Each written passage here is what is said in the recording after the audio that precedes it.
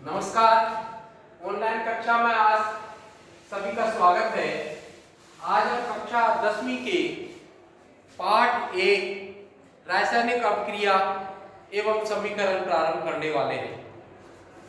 यदि अपन देखा जाए रासायनिक अपक्रियाएं क्यों लिखते हैं, उसके पीछे दिया गया है कि जब कोई रासायनिक अपक्रिया लिखी जाती है तो उसको विस्तार रूप से न लिखकर सूक्ष्म फॉर्म के रूप में लिखा जाता है। यदि किसी अपक्रिया को जल बनने की अपक्रिया को दर्शाया जाए तो एक लिखने का तरीका होगा कि जल हाइड्रोजन को ऑक्सीजन से अपक्रिया कराए, इतने डिग्री सेंटीग्रेड तापक्रम, इतना उसमें वो, तब जाके वो बनेगा। ऐसी इस बात को पूरी को लिखने के लिए 2-3 लाइन लिखने की आवश्यकता होगी। लेकिन साइंस में उन्होंने कहा कि नहीं, ऐसे नहीं लिखना, आपको सीधा लिखना है हाइड्रोजन और ऑक्सीजन से अपक्रिया करी और जल बन गया।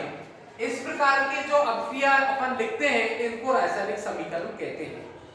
अब अपन ने देख लिया रासायनिक समीकरण बहुत प्रकार के होते हैं, उनकी अपन चर्चाएं करेंगे।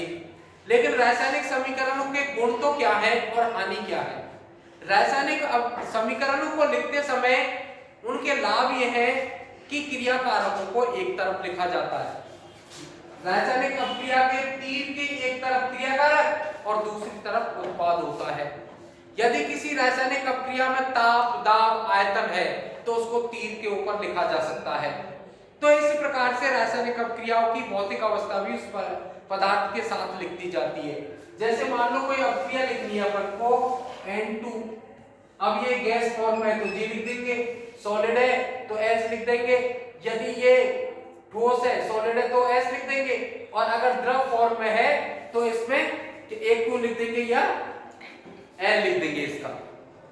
यदि इसके साथ में मान लो ये लिक्विड था, फिर इसके साथ में हाइड्रोजन है H2, ये गैस फॉर्म में इसको लिखा और इसके बाद में अमोनिया बन गई, तो इसके अमोनिया बनी, ये किस फॉर्म में, लिक्विड फॉर्म में, तो L लगा देंगे।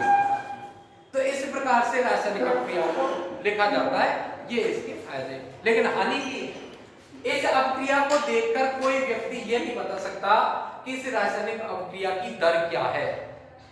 इसको नहीं, इसके बारे में ये बताया जा सकता कि यह अपक्रिया बंद पात्र में होगी या खुले पात्र में। इस प्रकार से अपन किसी रासायनिक अपक्रिया के बारे में पता लगाते हैं। अब रासायनिक अपक्रिया कितने प्रकार की होती है उनके आधार पर देखते हैं। मुख्य रूप से रासायनिक अपक्रिया 4 प्रकार की होती हैं। 4 प्रकार की कौन कौन सी हैं? वो 4 प्रकार की अपक्रिया अपन की संयोजन है, वियोजन है, विस्थापन है, द्विविस्थापन है। इस प्रकार से 4 प्रकार की रासायनिक अपक्रिया है। पहली संयोजन अपक्रिया की बात करें तो संयोजन अपक्रिया कहते हैं जब कोई क्रिया कारक आपस में क्रिया करके और एक ही उत्पाद बनाए तो उसको संयोजन अपक्रिया कहते हैं। पहली प्रकार संयोजन अपक्रिया कौन सी प्रकार की? यदि 2 क्रिया कारक आपस में मिलकर एक ही उत्पाद बनाए तो उसको संयोजन अपक्रिया कहते हैं। संयोजन अपक्रिया जैसे एक उदाहरण है CH2 डबल बॉन्ड CH2, इसकी हाइड्रोजन के साथ अपक्रिया कराई जाए तो ये बन जाएगा CH3 अगर इसके नाम की बात करें तो ये इसका नाम होता है एथीन, और इसका नाम क्या हो गया, एथेन हो गया, इसका नाम एथेन। तो इस प्रकार से यदि 2 यौगिक है, देखिए एक यौगिक है, इसके साथ में किसी का योग हुआ और इसको क्या हो गया, एक ही उत्पाद बना दिया, इसलिए इसको संयोजन अपक्रिया कहेंगे। इसी प्रकार से यदि आप देखें CH2 डबल बॉन्ड CH2 ऐसा मैं अभी क्लास में ले जाता हूं, HCl इक्वल टू है ना,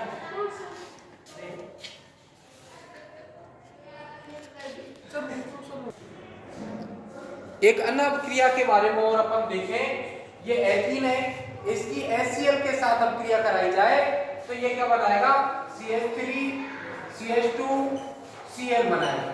ये भी संयोजन अपक्रिया का उदाहरण है। इस अपक्रिया के अंदर HCl का योग हुआ, हाइड्रोजन इसके पास गया, Cl इसके पास गया और क्लोरोएथीन बन गया, इसका नाम क्लोरोएथीन। अब अपन थोड़ी सी और आगे बात करें, ये तो संयोजन अपक्रिया थी।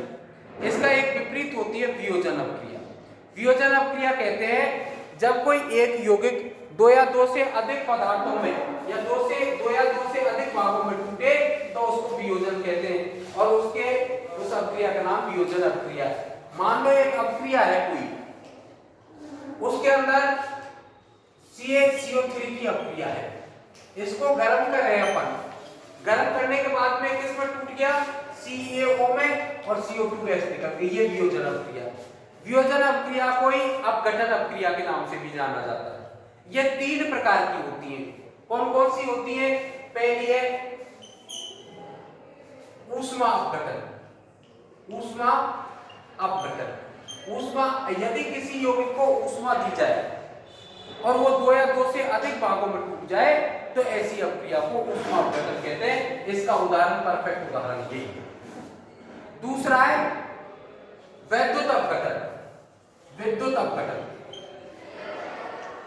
विद्युत अपघटन, विद्युत अपघटन कहते हैं यदि किसी पदार्थ के जलीय विलयन में विद्युत धारा प्रवाहित करे और वो दो या दो से अधिक भागों में टूट जाए तो वैद्युत अपघटन है। जैसे एक अपक्रिया मान लो ये जली है और इसको तोड़े तो H+ और OH नेगेटिव में टूटता है, ये वियोजन, ये विद्युत अपघटन हो गया। तीसरे प्रकार की जो अपक्रिया है वो है प्रकाश अपघटन। प्रकाश अपघटन, प्रकाश अपघटन से तात्पर्य है यदि कोई पदार्थ सूर्य के प्रकाश की उपस्थिति में दो या दो से अधिक भागों में टूट जाए तो उसको प्रकाश अपघटन कहते हैं। जैसे HBr है, HBr कोई अपक्रिया कराए तो H+ बनेगा और Br नेगेटिव बनेगा, टूट जाएगा। अब आपने वैसे भी देखा होगा कि कुछ दवाइयों की बोतलों पर लिखा रहता है please keep in dark place. इसका अर्थ हो गया कि वो सूर्य के प्रकाश से दूर रखें, क्योंकि उसमें जो यौगिक है, जो दवाई है, वो क्या है कि वो किसी अन्य यौगिक में सूर्य के प्रकाश की उपस्थिति में अपघटित हो जाती है, इसलिए उसको ऐसे रखा जाता है। तो ये कौन सी अपक्रिया हो गई? ये हो गई वियोजन अपक्रिया। वियोजन कहें इसको या कहें अपघटन। अपघटन, इन दोनों के किसी एक नाम से इसको संबोधित कर सकते हैं। वियोजन अपक्रिया कहें या अपघटन अपक्रिया कहें। ये कितने प्रकार की होती है? ये 3 प्रकार की होती है। कौन कौन सी अपक्रिया होती है? कि एक तो होती है ऊष्मा अपघटन, दूसरी विद्युत अपघटन, तीसरा प्रकाश अपघटन। तो इस प्रकार की अपक्रिया को अपन इस नाम से जानते हैं। थोड़ा सा और आगे चलने की कृपा करेंगे। अब तीसरे प्रकार की अपक्रिया की बात करें, विस्थापन अपक्रिया। विस्थापन अपक्रिया के बारे में उसने दिया है कि यदि किसी एक यौगिक में कम क्रियाशील परमाणु का विस्थापन किसी दूसरे परमाणु के द्वारा होता हो, अधिक क्रियाशील परमाणु के द्वारा होता हो, तो उसको क्या कहेंगे? विस्थापन अपक्रिया कहेंगे। यदि किसी यौगिक में कम क्रियाशील परमाणु का विस्थापन अधिक क्रियाशील परमाणु द्वारा होता हो तो उसको विस्थापन अपक्रिया कहेंगे। तो अपक्रिया का नाम तो हो गया विस्थापन अपक्रिया, अभिक्रिया। और विस्थापन अपक्रिया में उदाहरण की बात करें तो देखिए एक अपक्रिया ZnSO4, इसकी अपक्रिया कराते थे Cu से, गलत हो गया, H2SO4, इसकी अपक्रिया कराते थे Cu से, तो ये बनेगा CuSO4 प्लस H2 निकल जाएगा। इसका मतलब हो गया कि Cu की क्रियाशीलता अधिक थी, हाइड्रोजन की क्रियाशीलता कम थी। तो इसने क्या किया? इसको यहां से हटाया, हाइड्रोजन बाहर निकल गया और Cu यहां जुड़ गया, तो CuSO4 बन गया। इसी प्रकार से ZnSO4 है, CuSO4 है, इसकी अपक्रिया Zn से कराए तो क्या बन जाएगा? ZnSO4 बन जाएगा और Cu बाहर निकल जाएगा, क्योंकि इसकी क्रियाशीलता Zn की अपेक्षा कम होती है। तीसरे प्रकार की एक अपक्रिया और है, यदि उसका नाम है द्विविस्थापन अपक्रिया। द्विविस्थापन, विस्थापन अपक्रिया। द्विविस्थापन अपक्रिया का तात्पर्य हो गया कि किसी एक यौगिक के कम क्रियाशील परमाणु का दूसरे यौगिक के अधिक क्रियाशील परमाणु के द्वारा विस्थापन होता हो तो उसको द्विविस्थापन अपक्रिया कहते हैं। जैसे BaCl2 प्लस Na2SO4 ये कोई अपक्रिया है। तो अब अगर इसकी अपक्रिया कराए तो देखिए इसमें से NaCl सबसे प्रबल बंध बनाता है तो Na और Cl बन जाएगा, मतलब हो गया NaCl बन गया एक और दूसरा क्या बन गया BaSO4 बन गया। अब इस अपक्रिया में यदि देखा जाए तो देखो Na की क्रियाशीलता अधिक थी किसकी अपेक्षा Ba की अपेक्षा, तो इसमें क्या किया Na ने Ba को हटाया और क्या बन गया NaCl बन गया। अब Ba कम क्रियाशील है, SO4 भी कम क्रियाशील है, कम क्रियाशीलों ने आपस में क्रिया करके एक अन्य यौगिक का निर्माण कर लिया, अधिक क्रियाशील परमाणु का एक निर्माण ये हो गया। इस प्रकार से क्रियाशीलता के आधार पर 4 प्रकार की रासायनिक अपक्रिया थी। कौन कौन सी थी? संयोजन अपक्रिया थी, वियोजन अपक्रिया थी, विस्थापन अपक्रिया थी और द्विविस्थापन अपक्रिया थी। इसमें एक प्रश्न आता है परीक्षा में, वियोजन अपक्रिया को संयोजन अपक्रिया के विपरीत क्यों माना जाता है? तो अपन सीधा सा उत्तर जानते हैं कि संयोजन अपक्रिया में कोई यौगिक जोड़ते हैं और वियोजन अपक्रिया में टूटते हैं। तो संयोजन जब जुड़कर और कोई नया एक यौगिक बनता है तो उसको संयोजन कहते हैं। और अगर एक यौगिक 2 भागों में या 2 से अधिक भागों में टूटे तो उसको क्या कहेंगे? वियोजन अपक्रिया कहेंगे कि नहीं कहेंगे? तो इस प्रकार से इनके कुछ नाम होते हैं। अगर इसी प्रकार से अगर इस पाठ को थोड़ा सा और आगे बढ़ाया जाए तो ऊष्मा के आधार पर भी अपक्रिया के प्रकार होते हैं। ऊष्मा के आधार पर अपक्रिया 2 प्रकार की होती है। ऊष्मा के आधार पर अपक्रिया, पहली जो अपक्रिया है उसका नाम है ऊष्माक्षेपी अपक्रिया। अब आपको ऐसे याद नहीं रहे तो ऐसे याद रखना, अपक्रियाओं के नाम याद करना, ऊष्माक्षेपी, ऊष्माशोषी। ऊष्माशोषी अपक्रिया उसको कहेंगे जो ऊष्मा का अवशोषण करती है और ऊष्मा उत्सर्जित करती है उसको ऊष्माक्षेपी क्षेप करती है, ऊष्मा को निकालती है। जैसे N2 प्लस H2 2NH3 बना, लेकिन इसके साथ में 93.33 KCl ऊष्मा KCl, ये CaL है, आप ध्यान रखना। फिर आवाज भी आ रही है तो आप इसको भी ध्यान से सुनने की कोशिश करें। 93.33 KCl ऊष्मा उत्सर्जित होती है। कब? जब ये आपस में अपक्रिया करते हैं तो ऊष्मा उत्सर्जित होती है। कुछ आप ऐसा अनुभूति भी करेंगे समाज में, यदि आप देखेंगे तो कुछ ऐसी अपक्रियाओं के जिसमें ऊष्मा निकलती है आप देख सकते हैं।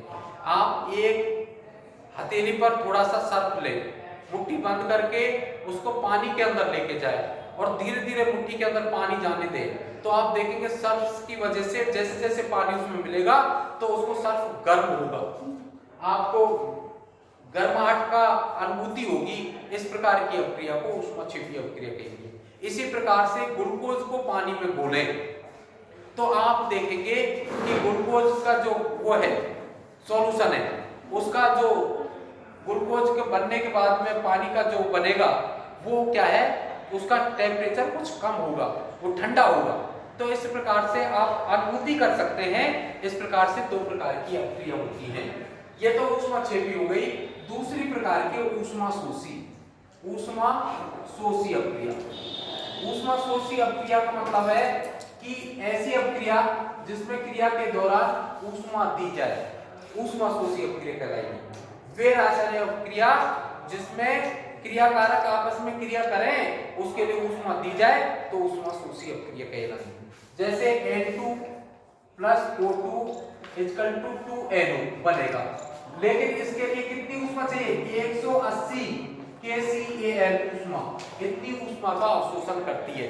यदि ऊष्माक्षेपी अपक्रिया है तो प्लस चिन्ह का उपयोग आएगा ऊष्मा की मात्रा से पहले, ऊष्माशोषी है तो उससे पहले माइनस चिन्ह का उपयोग होगा। इस प्रकार से आपको याद रखना है। इसके बाद में कुछ अपक्रिया और है, हाइड्रोजन और ऑक्सीजन के जुड़ने के आधार पर और हटने के आधार पर कुछ अपक्रिया का प्रकार है, तो उसको कहते हैं ऑक्सीकरण और अपचयन प्रकार की अपक्रिया। ऑक्सीकरण अपक्रिया का एक दूसरा नाम और है उपचयन अपक्रिया। इसको या तो उपचयन के नाम से याद करें या इसको किसके नाम से, ऑक्सीकरण। ऑक्सीकरण कुछ किताबों में ऑक्सीकरण दे रखा है और कुछ किताबों में उपचयन दे रखा है। उपचयन मेरे हिसाब से ज्यादा हिंदी का वर्ड है, इसलिए एनसीईआरटी में उपचयन नाम मिल रहा है इसका। और ये बताना चाहता है, इसकी परिभाषा है कि उपचयन कहते हैं यदि किसी यौगिक से ऑक्सीजन जुड़े या ऋण विद्युतीय तत्व जुड़े तो उसको कहेंगे उपचयन कहेंगे या ऑक्सीकरण कहेंगे। या किसी रासायनिक अपक्रिया से धन विद्युतीय तत्व अलग होता हो या हाइड्रोजन अलग होती हो तो उसको भी उपचयन कहेंगे। मान लीजिए एक अपक्रिया है, जैसे Ca प्लस इसकी ऑक्सीजन के साथ अपक्रिया कराए तो ये बनेगा CaO। अब इसके साथ क्या जुड़ा, ऑक्सीजन जुड़ी, इसका मतलब ऑक्सीजन जुड़ने से क्या हो गया, इसका उपचयन हुआ कि नहीं, तो Ca का क्या हुआ, उपचयन हुआ।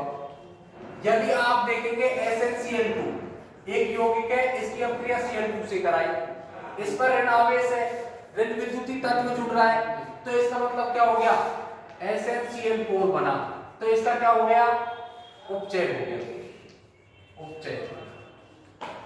अब आप ऐसे उसको देखेंगे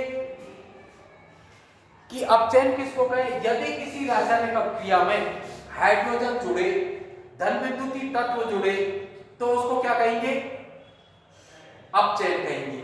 या उसमें से ऑक्सीजन अलग हो या फिर ऋण विद्युतीय तत्व अलग होता हो तो उसको भी अपचयन कहेंगे। अपचयन अपचयन अपक्रिया का नाम है, एक तो उपचयन है, एक अपचयन। अपचयन अपचयन अपचयन अपक्रिया आप देखेंगे जैसे Ca है तो Ca किसके साथ जुड़ रहा है, H2 के साथ, क्या बन गया, CaH2 बना इसका। CaH2 क्या दर्शाता है, CaH2 बना, इसका मतलब इसमें हाइड्रोजन का योग हुआ, इसलिए इसको क्या कहेंगे, अपचयन कहेंगे। किसका अपचयन हुआ, Ca का अपचयन हुआ। इतनी बात यदि ध्यान रखेंगे तो इस पार्ट का बहुत कुछ मैटर इसका बहुत आगे बढ़ चुका है। अब अपन थोड़ा सा और बात करें कि एक और इसमें रह गया, एक तो हो गया इसमें विकृत गंधिता और संक्षारण। तो विकृत गंधिता कहते हैं कि धातुएं जल वाष्प या नमी की उपस्थिति में, विकृत गंधिता कहते हैं कि खाद्य सामग्री को लंबे समय तक, कौन सी खाद्य सामग्री, कुरकुरे, चिप्स, टेढ़े मेढ़े, ये ऐसी जो वस्तुएं हैं, इनको आप, आलू की चिप्स है, इसको लंबे समय तक या इसको 2-4 दिन वायु में खुला छोड़ेंगे तो एक तो उसकी चमक चली जाती है, दूसरा क्या है, उसमें गंध आने लग जाती है। तो इसको संक्षारण होने से, इसका ऑक्सीकरण रोकने के लिए इनको क्या करें, प्लास्टिक की थैलियों को वायु रहित करके खाद्य सामग्री रखकर और नाइट्रोजन गैस प्रवाहित कर दी जाती है, भर दी जाती है, जिससे कि खाद्य सामग्री ऑक्सीजन के संपर्क में नहीं आए और ऑक्सीकरण रुक जाए और लंबे समय तक सुरक्षित बनी रहे। जबकि संक्षारण कहते हैं कि धातुएं जल वाष्प और नमी के संपर्क में आकर मलिन पड़ जाती हैं और वो क्या, खराब हो जाती है। अतः इसको रोकने के लिए क्या करना चाहिए, ग्रीस पेंट ऑयल करना चाहिए और इसको मिश्र धातु के रूप में काम लेना चाहिए। इस प्रकार से अपन वस्तुओं को संक्षारित होने से बचाया जा सकता है। तो इस पार्ट का जो थ्योरेटिकल पोर्शन था वो मेरे हिसाब से लगभग कंप्लीट हो गया है। अब इसमें कुछ अपक्रियाएं कि रासायनिक अपक्रियाओं को संतुलित कैसे करें, तो रासायनिक अपक्रियाओं को संतुलित करने का तरीका, हाँ भाई, रासायनिक समीकरणों को संतुलित करना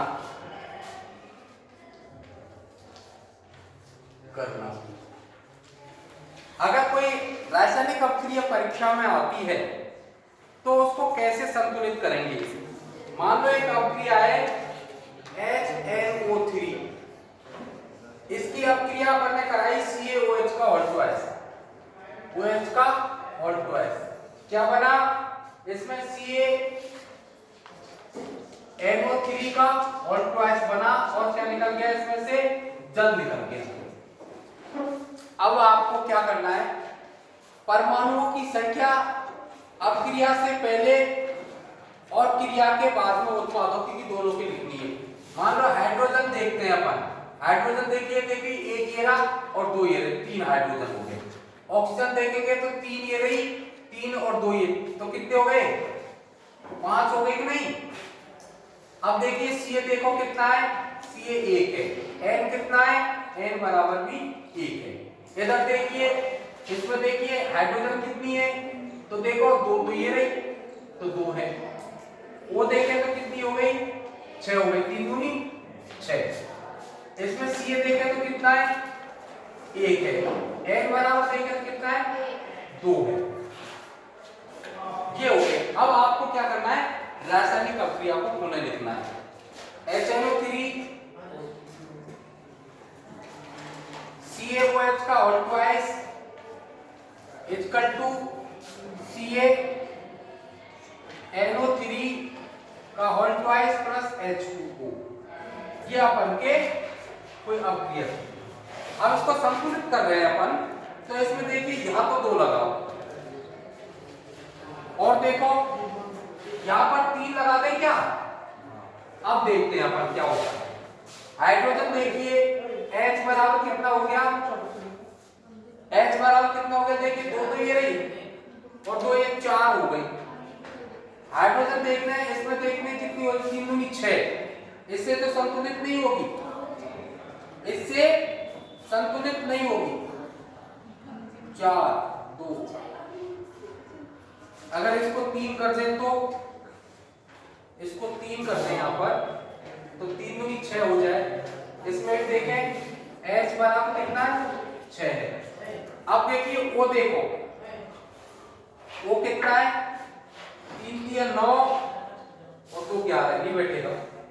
3 दूनी 6, 6 3 9 हो गया क्या, 3 दिया 9 और 2 11, 3 दूनी 6 3 9। नहीं, ये ऐसे नहीं होगी संतुलित, इसमें कुछ और देखना पड़ेगा। हाँ भाई देखो, इसको संतुलित करा तो देखिए यहां 2 लगा दिया, एक यहां 2 लगाया। अब देखते हैं क्रिया से पहले परमाणु संख्या, क्रिया के बाद में। तो इसमें देखिए हाइड्रोजन 2 तो ये लिया और 2 ये, तो 4 हो गए। ऑक्सीजन देखें 3 दूनी 6 और 2 8, 8 हो गए।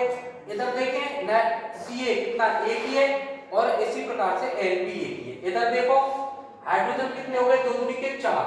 ऑक्सीजन देखें 3 दूनी 6 और 2 8 हो गए। N कितना है, 1 है और Ca 1 है। इस प्रकार से ये रासायनिक अभिक्रिया संतुलित है। इस प्रकार किसी रासायनिक अभिक्रिया में बार बार मान रखकर संतुलित करते हैं, इसको हिट एंड ट्रायल मेथड कहते हैं। तो अपन को हिट एंड ट्रायल मेथड के द्वारा इन रासायनिक अभिक्रियाओं को संतुलित किया जाता है। आज के लिए इतना ही, कल पुनः मिलते हैं, जब तक के लिए अलविदा, नमस्कार।